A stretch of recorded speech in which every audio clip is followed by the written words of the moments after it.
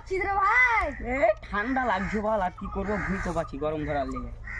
এই শালাকে কি করে বলবো যে আমাকে ঠান্ডা লেগেছে, আমি ফুটতে চাচ্ছি গরম যেন লাগে, তাকে কি করে বুঝাবো? যা হবে তাই হবে, বলি দিই একবার। আমাকেও ঠান্ডা লেগেছে, তার লাগে আমাকেও গরম গরম ধরার লেগে হাঁকে ফুটে দিবি। পুরো না একটু গরম তো ধরতে হবে। এ ভাই তোরা এখানে কি করছিস রে? মানুষের হয়ে কেন করছিস? আবে ঠান্ডা লেগেছে, সেই লাগে গরম ধরবে হয় না তো।